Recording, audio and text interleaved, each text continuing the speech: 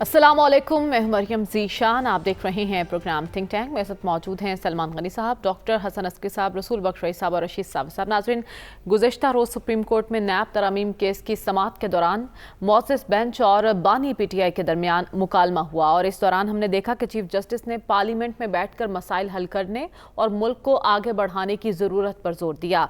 समाअत के दौरान जस्टिस जमाल मंदोखिल साहब ने बानी PTI को मुखातिब करते हुए कहा कि अगर हालात इतने ख़राब हैं तो सियासतदानों के साथ बैठकर हल करें।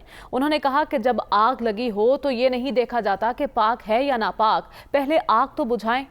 चीफ जस्टिस साहब की जानिब से भी इस बात पर जोर दिया गया और हमने देखा कि 5 रुकनी बेंच में मौजूद जजेस से मुखातिब होते हुए जब बानी PTI इमरान खान ने कहा कि अवाम की नज़रें आप पर लगी हुई हैं, तो जस्टिस मंदोखिल साहब ने जवाब देते हुए कहा कि अगर हम भी नाकाम हो गए तो फिर क्या होगा। उन्होंने ये भी कहा कि अगर मुल्क को कुछ हुआ तो सियासतदान जिम्मेदार होंगे, जज नहीं। हम देख चुके हैं कि इससे पहले इस्टेब्लिशमेंट भी कुछ ऐसी ही तलकीन कर चुकी है पाकिस्तान तहरीक इंसाफ को। इस्टेब्लिशमेंट की जानिब से तहरीक इंसाफ को तलकीन की गई कि अगर आप बातचीत करना चाहते हैं तो सियासतदानों से करें, हमसे नहीं। लेकिन हम देख रहे हैं कि बानी PTI आज भी बज़िद हैं कि बातचीत होगी तो सिर्फ ताकतवर लोगों से होगी। इस बात का क्या मतलब लिया जाए? क्या ये राय सिर्फ बानी PTI की है या पार्टी के दीगर लोगों का भी यही मौक़िफ़ है? और जो नसीहत, जो मशवरा दिया गया है अदलिया की जानिब से, उसको PTI के चेयरमैन और बानी किस तरह से लेंगे, इस पर हम बात करेंगे। सलमान साहब, इस्टेब्लिशमेंट के बाद अदलिया की जानिब से मुज़ाकरात का मशवरा देना सियासतदानों के साथ, ये कितना साइब मशवरा है और इसको आप कितना बर वक्त समझते हैं? और बानी PTI तो अभी भी वाज़िद हैं, उनको अपनी स्ट्रेटजी चेंज करने की ज़रूरत है इस पर? देखें, आज पाकिस्तान को जितने मुश्किलात दरपेश हैं और पाकिस्तान के सियासतदान जिस सूरत हाल से दो चार हैं, उसकी बड़ी वजह यही है कि ये आपस में बैठने के लिए तैयार नहीं है। ये सियासत तो नाम ही डायलॉग का है कि आप बैठकर मसले का हल तलाश करते हैं, और जब हम बैठने की बात करते हैं ना, तो इस बैठने के अमल ये पार्लियामेंट की तरफ इशारा होता है कि दुनिया के जमहूरी माशरों के अंदर जो उनकी पार्लियामेंट होती है वहाँ बैठ के बड़े फैसले किए जाते हैं।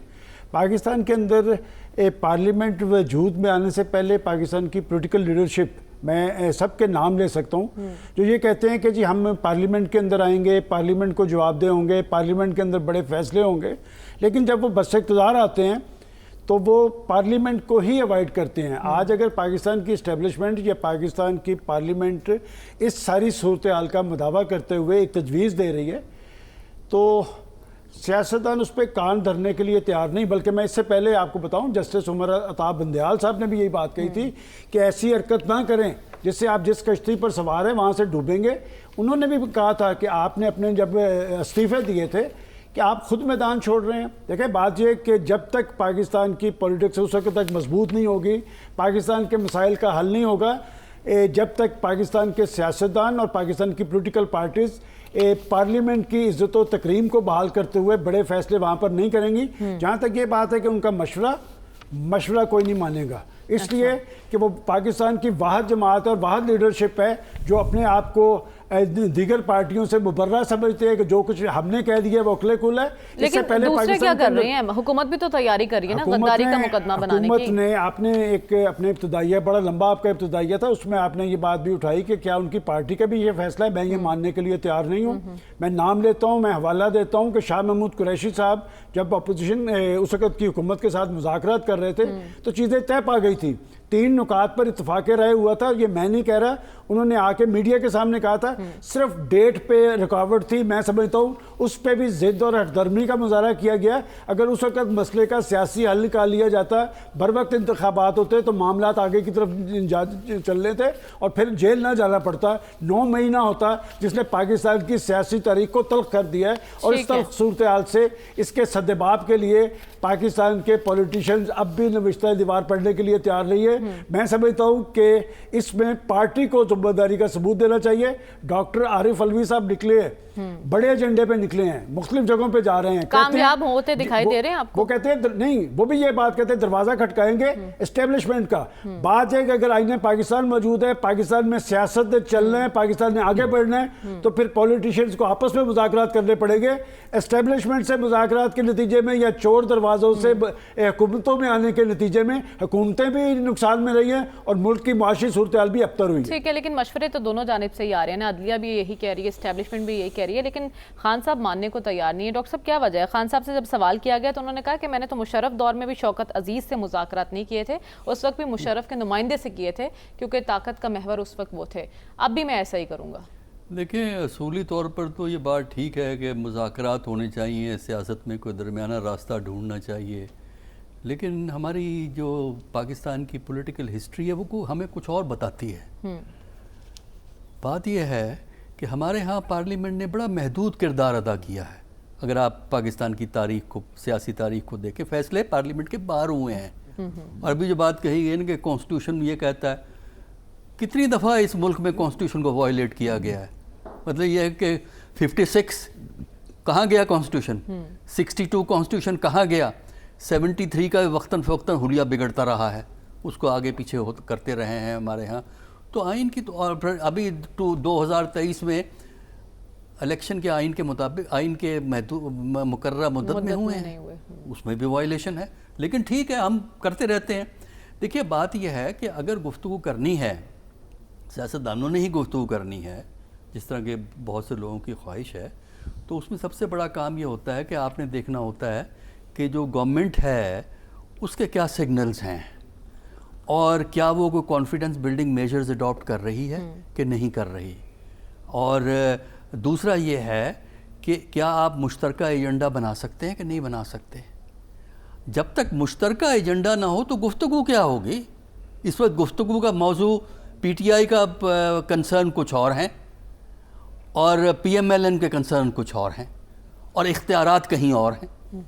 تو اس لیے جب تک یہ تینوں قوتیں اکٹھی نہیں ہوں گی، پاکستان میں بامعنی مذاکرات نہیں ہوں گے. دیکھیے پالیٹکس کو ڈیوائیڈ نہ کیجئے، سیگمنٹڈ اپروچ نہ اڈاپٹ کیجئے کہ جی جو مقدمے چل رہے ہیں وہ مقدمے چلتے رہیں، جو سزائیں ہو رہی ہیں وہ سزائیں بھگتتے رہیں، جو گرفتار ہیں بغیر مقدموں کے وہ گرفتار رہیں، 9 مئی کی سزا پائیں. لیکن سیاست میں اتفاق ہونا چاہیے. الیکشن کو آپ مان لیں، تو اس طرح نہیں ہوتا. ٹھیک ہے، اکنامکس میں کوآپریٹ کریں. یہ سیگمنٹڈ اپروچ ہے. اگر آپ نے اس میں ڈائیلاگ کرنا ہے تو سب سے پہلے آپ کو اس سیاست میں جو تناؤ کی بنیادی وجوہات ہیں ان کو ہٹانا پڑے گا. ٹھیک ہے، آپ کہہ رہے ہیں واقعی ڈائیلاگ میں سنجیدہ تو اس کے لیے ایک فضا قائم کرنی ہوگی، ماحول پیدا کرنے کی ضرورت ہے. لیکن رسول بخش رئی صاحب، جس وقت مخاطب کیا عمران خان صاحب کو ججز صاحبان نے، تو اس وقت عمران خان نے کہا کہ عوام آپ کی طرف دیکھ رہے ہیں، ججز نے کہا کہ ہم آپ کی طرف دیکھ رہے ہیں، اور پھر یہ واضح کر دیا ملک کو کچھ ہوا تو ذمہ دار سیاستدان ہوں گے، جج نہیں. کیوں یہ سمجھنے کو تیار نہیں ہے سیاستدان اس بات کو؟ میرا خیال یہ ہے کہ تاریخ پر بھی تھوڑی سی نظر دوڑانی چاہیے کہ سیاستدان ذمہ دار تھے ماضی کے بحرانوں کے، یا اس میں ہماری عدلیہ بھی اس میں شامل تھی کہ ہر موقع پر جب آئین کو ردی کی ٹوکری میں ڈالا گیا اور اس کو تنسیخ کیا گیا اور اس کو وہ پوسٹ پون کیا گیا کہ سسپینڈ کیا گیا، تو عدلیہ تھی نا، عدلیہ نے کہا آپ نے ٹھیک کہا ہے، بالکل درست کیا ہے. تو سیاستدان تو بیچارے جمہوریت کے لیے تحریکیں چلاتے رہے، جمہوریت کے لیے جیلوں میں جاتے رہے، جمہوریت کے لیے مرتے رہے، سڑکوں پہ پھرتے رہے. تو یہ ملک کا نظام، سیاسی نظام صرف سیاستدانوں اور سیاسی جماعتوں اور پارلیمان سے نہیں چلتا. اس میں ہماری عدلیہ کا بنیادی کردار ہوتا ہے کہ عدلیہ نے آئین کا تحفظ کرنا ہے کہ اگر پارلیمان آئین سے متصادم کوئی قانون بناتی ہے، جو کہ اس وقت یہ مسئلہ ہے اس وقت اور جس کے لیے عمران خان صاحب گئے، تو وہ یہ اگر وہ کہتی ہے کہ یہ مترادف نہیں ہے، ان سے متصادم ہے، تو اس کا فیصلہ سیاسی جماعتیں نہیں کر سکتی، پارلیمان خود نہیں کر سکتی. ٹھیک ہے، اس کا فیصلہ عدلیہ کرتی ہے. تو عدلیہ کے پاس تو اس لیے گئے ہوئے ہیں. تو مسئلہ یہ ہے کہ پاکستان کو چلانے کے لیے سب لوگ یہی کہتے ہیں. عدلیہ کہتی ہے سب ادارے آئین کی حدود میں کام کریں، سیاستدان کہتے ہیں سب ادارے آئین کی حدود میں کام کریں.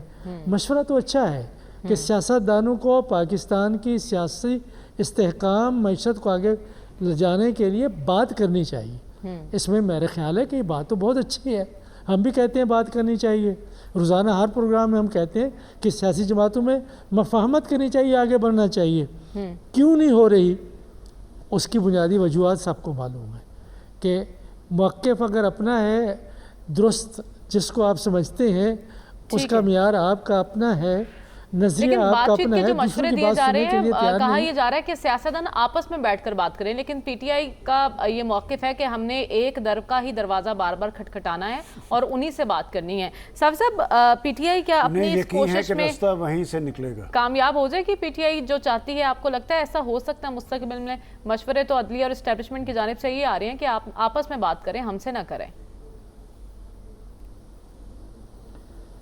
اچھا، اسٹیبلشمنٹ کا تو مجھے نہیں پتہ، لیکن عدلیہ کے حوالے سے یہ بات رپورٹ ہوئی ہے، اور عدلیہ کا میرے خیال میں یہ کام نہیں ہے. عدلیہ کا کام انصاف کرنا ہے. عدلیہ کا کام شخصیت پرستی یا مقبولیت، غیر مقبولیت، معقولیت یا غیر معقولیت، اس کا جائزہ لینا یا اس پہ ان کا تبصرہ ان کا کام نہیں ہے. اب اگر ایک بندہ مقبول ہے یا ان کچھ لوگوں کو وہ عزیز ہے، یا جو ہماری آئینی ادارے ہیں اس پہ موجود کچھ لوگوں کو وہ بھاتے ہیں، تو بلے بائیں، ان کے ساتھ ان کی محبت جو ہے وہ بالکل اپنی محبت نمٹائے، لیکن آئینی اداروں کے پیچھے چپ کے اس محبت کو آگے نہ بڑھائے. اس کا نقصان پہلے بھی ہوا ہے اور اب بھی ہوگا.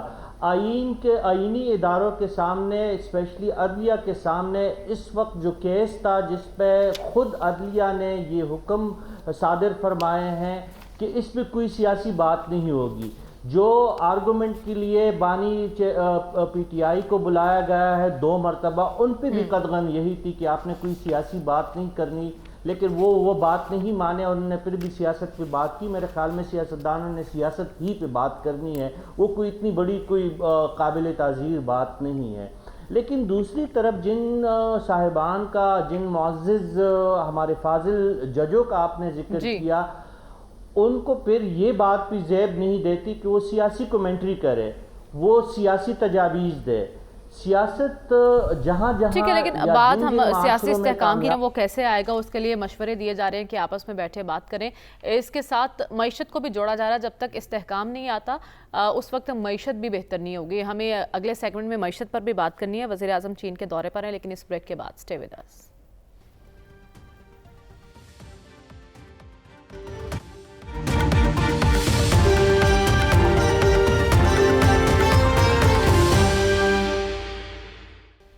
ویلکم بیک ناظرین. معاشی استحکام کے لیے حکومت سر توڑ کوششیں کر رہی ہے. اس سلسلے میں وزیر اعظم چین کے دورے پر بھی ہیں، جہاں پر انہوں نے 32 MOUs پر دستخط کیے ہیں چائنا کے ساتھ، اور بتایا جا رہا ہے کہ توانائی، آٹو موبائل، IT، ادویہ ساز اور دیگر شعبوں میں تعاون کیا جائے گا. جبکہ چین ہمارے ساتھ الیکٹرک بائک، زراعت اور جدید سرمایہ کاری کے لیے دلچسپی رکھتا ہے. تو وزیر اعظم کا یہ دورہ کتنی اہمیت کا حامل ہے، اسپیشلی معیشت کی بحالی کے لیے؟ سلمان صاحب.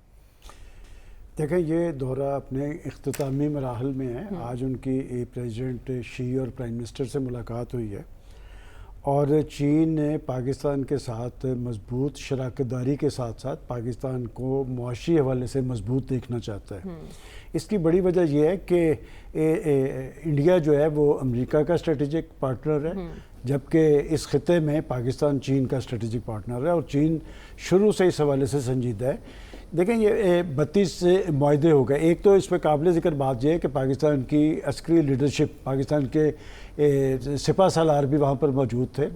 اور جب بھی آپ مشرق وسطیٰ کے ممالک یا چین کے ساتھ جو معاملات طے کرتے ہیں، معاشی حوالے کے ساتھ ساتھ ایک دفاعی پوزیشن بھی ہوتی ہے. اور خاص طور پہ چین چونکہ پاکستان کی فوج کے ساتھ دفاعی معاہدوں پہ اکوپمنٹ ہمیں دیتا ہے. ایک تو سٹیک ہولڈرز وہاں پر موجود تھے. اب بات یہ ہے کہ پرائم منسٹر صاحب جتنی تقاریب میں انہوں نے خطاب کیا ہے، ایک بات وہ بار بار کہتے رہے کہ ہم پاکستان کے اندر چینیوں کو جو مطلوبہ سیکورٹی وہ فراہم کریں گے. یہ دیکھنا پڑے گا کہ ایک تو کیا ہمارے پاس یہ کیپیسٹی موجود ہے کہ 32 معاہدے کیے ہیں، سی پیک کی اپ گریڈنگ ہوئی ہے، تو کیا پاکستان اور پاکستان کے جو ادارے ہیں वो उसे मीट कर पाएंगे, ये सबसे इम्पोर्टेंट चैलेंज होगा। बाकी चीन के वाले से एक तारीख है कि वो पाकिस्तान के साथ खड़ा रहा है, पाकिस्तान हमेशा चीन के साथ, और ख़ास तौर पे इलाकाई सूरत हाल में भी पाकिस्तान हमेशा उनकी मुशावरत से चला है।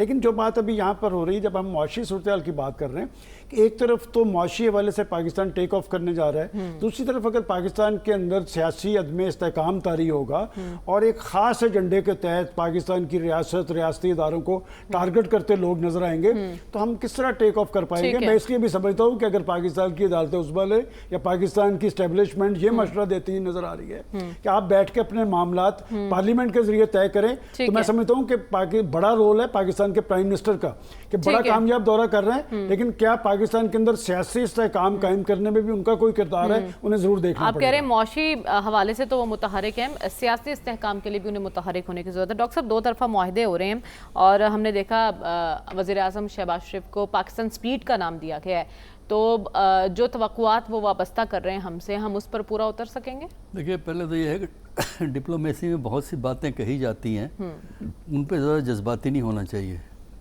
दूसरी बात ये ख्याल रखें कि मेमोरेंडम ऑफ अंडरस्टैंडिंग और एग्रीमेंट में फ़र्क होता है। मेमोरेंडम ऑफ अंडरस्टैंडिंग, MOU जिसको हम कहते हैं, वो बाइंडिंग नहीं होता। वो एक होता है कि हम ये करेंगे, एग्रीमेंट बाइंडिंग होते हैं। ये भी ज़रा ख्याल रखिएगा। बाकी रहा ये दौरा पाकिस्तान के लिए अहम है। सब ये मुआहदे हैं या MOU हैं, 32 MOU हैं, और MOU जो है ना वो बहुत साइन होते हैं लेकिन सब पे अमल नहीं होता। अच्छा, लेकिन ये है कि यहाँ अमल होगा, इसलिए कि चीन इंटरेस्टेड है। मतलब हम इंटरेस्टेड हैं कि नहीं हैं, लेकिन चीन इंटरेस्टेड है। देखिए, ये पाकिस्तान के लिए बड़ी सपोर्ट है चीन की, और इस लिहाज से ये दौरा अहमियत का हामिल है, क्योंकि जो CPEC का मामला था वो कुछ ठंडा हो गया है और हमें अब अमली तौर पे देखना है। उसमें वही इक़दामात है ना, एक तो जिसकी प्राइम मिनिस्टर ने बात की है कि सिक्योरिटी प्रोवाइड करेंगे, वो बड़ा अहम है कि सिक्योरिटी प्रोवाइड की जाए।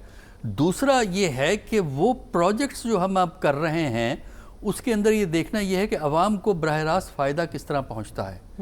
और तीसरा एस्पेक्ट इसका ये है कि जो फोकल पॉइंट इसका है गवादर, और गवादर में कोई ना कोई मसला चलता रहता है। तो हमें हमारे जो हुक्काम हैं दोनों, सिविल भी और फौजी भी, उनकी जिम्मेदारी बनती है कि वहाँ के आम आदमी को सेटिस्फाई करें। ठीक है, देखिए ये चीफ मिनिस्टर ने भी वहाँ के कहा है कि इससे इतना फ़ायदा उसको नहीं हो रहा जितना कि होना चाहिए बलूचिस्तान को।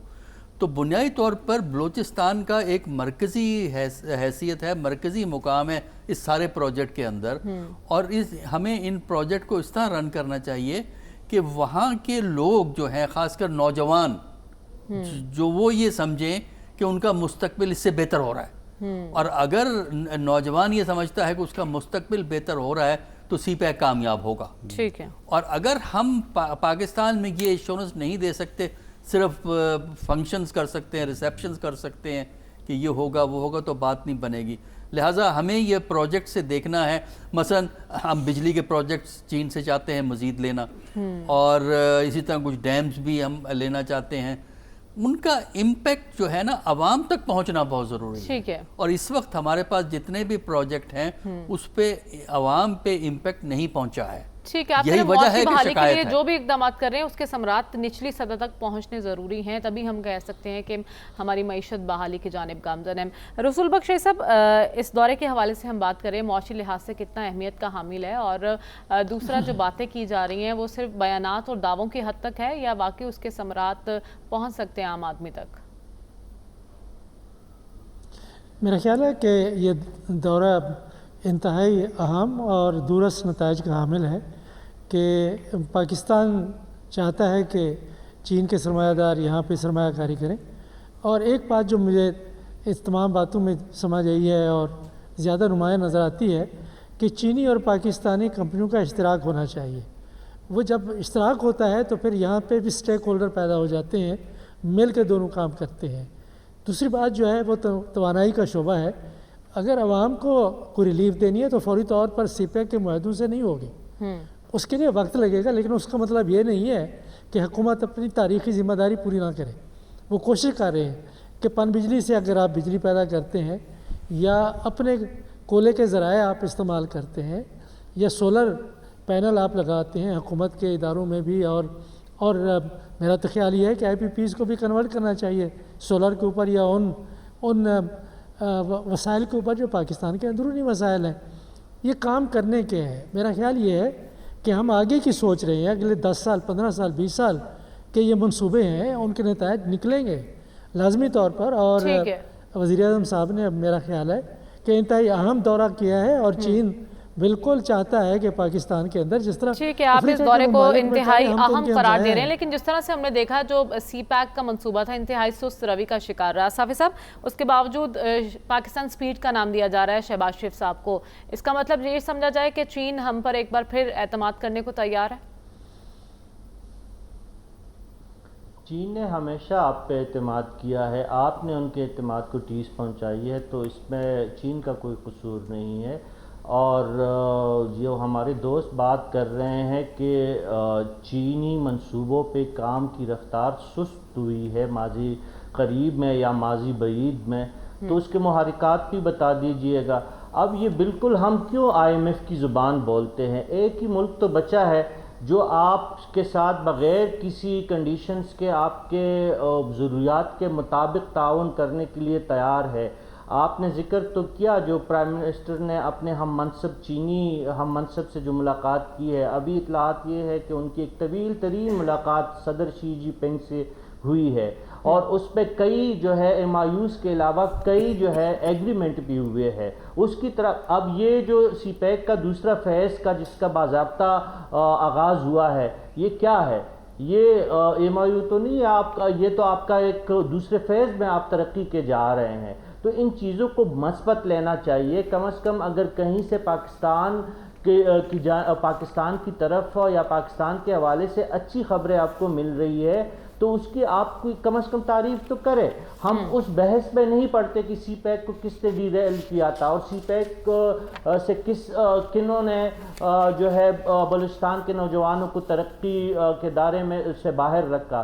ہم اس بات پہ نہیں جاتے. آج جو چمن میں جو کچھ ہو رہا ہے، جب بھی آپ کی چین کے ساتھ تعلقات بہتر ہوتے ہیں، آپ بلوچستان اور KP اور افغانستان میں حالات خراب کرتے ہیں.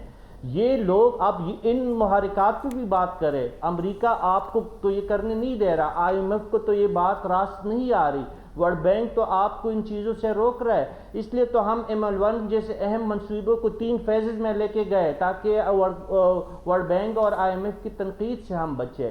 تو یہ ساری چیزیں جو ہے ہمیں مثبت پہلو کی طرف دیکھنا چاہیے. اور B2B کی جو بات کی گئی، وہ 100 لوگوں کا ڈیلیگیشن وزیر اعظم کے ساتھ ہے، شنجن سے لے کر بیجنگ میں، اور ابھی جو ہے جا رہے یہ وقت جو ہے مختلف اور شہروں میں ان کی میٹنگز ہے B2B.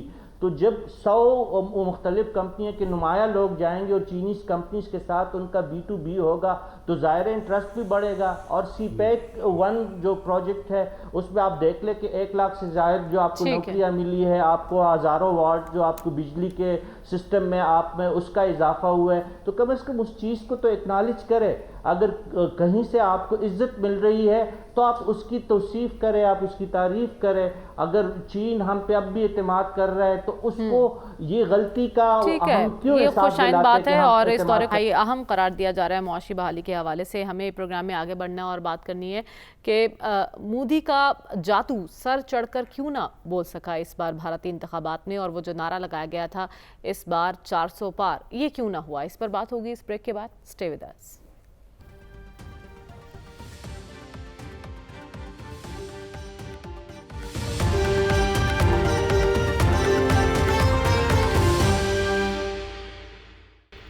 ویلکم بیک ناظرین.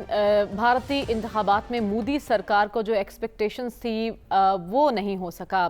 400 پار کا نعرہ لگایا اور سادہ اکثریت کے دعوے کیے جا رہے تھے، لیکن ایسا تو کچھ نہیں ہوا. اس کی کیا وجہ ہے یہی جان لیتے ہیں. سلمان صاحب، کیوں مودی سرکار جو ہے وہ اتنی نشستیں حاصل نہیں کر سکی جتنی توقعات تھیں انہیں؟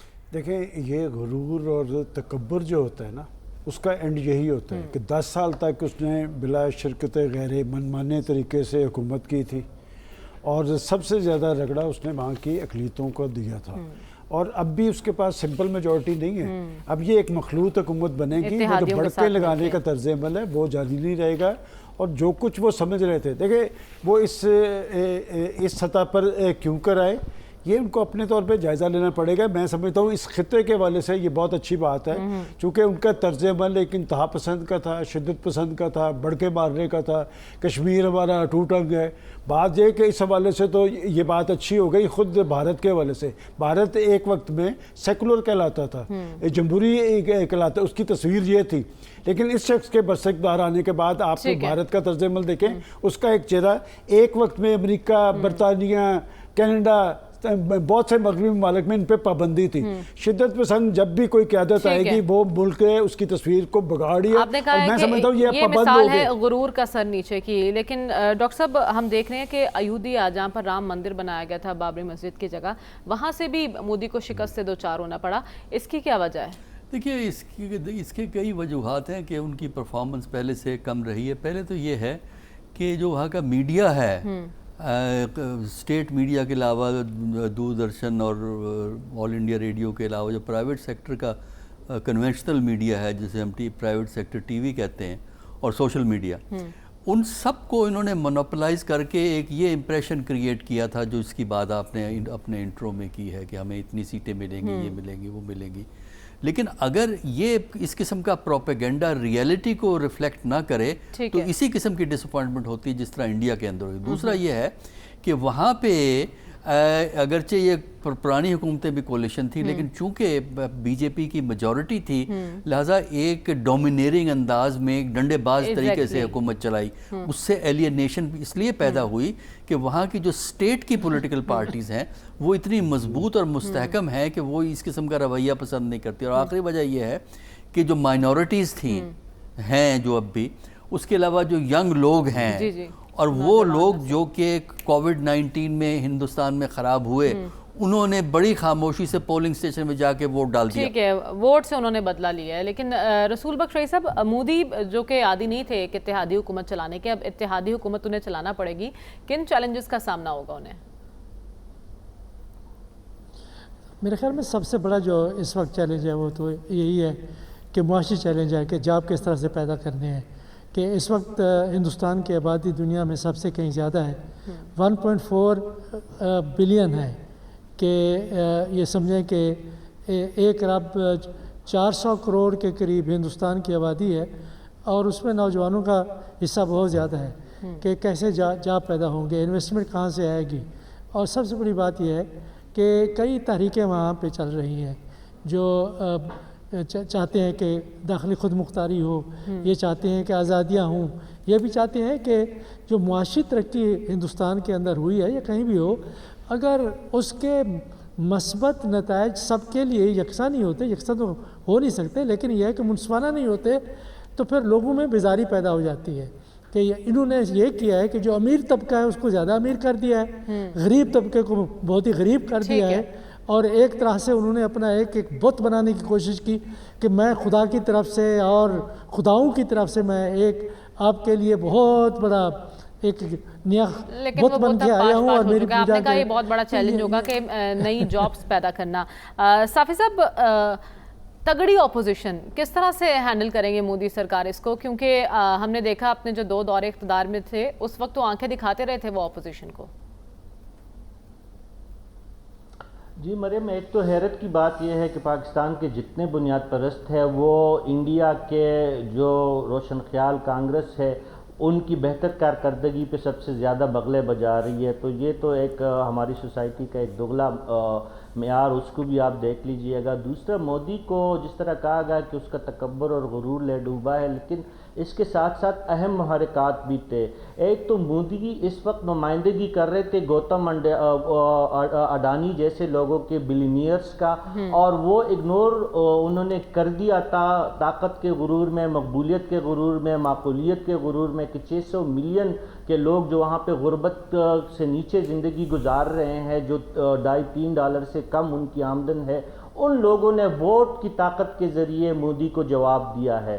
یہ ہمارے اور ان کے ہاں یہ ایک فرق ہے کہ جو پاپولسٹ لیڈر تھا انڈیا کا 3 دہائیوں تک وہاں پہ جو بلا شرکت غیر اقتدار کے مالک وہ رہے، وہاں کے نوجوانوں نے، وہاں کے غریبوں نے، وہاں کے پسے ہوئے طبقات نے، وہاں کے اقلیتوں نے ووٹ کی طاقت سے ان کے غرور کو ایگزیکٹلی، اور اسی کو جمہوریت کا حسن کہتے ہیں، جب عوامی سامنے آتی ہے اور عوام ووٹ کے ذریعے اپنا بدلہ لیتے ہیں۔ پروگرام کا وقت ختم ہو جاتا ہے، ہمیں اجازت دیجیے، اللہ حافظ۔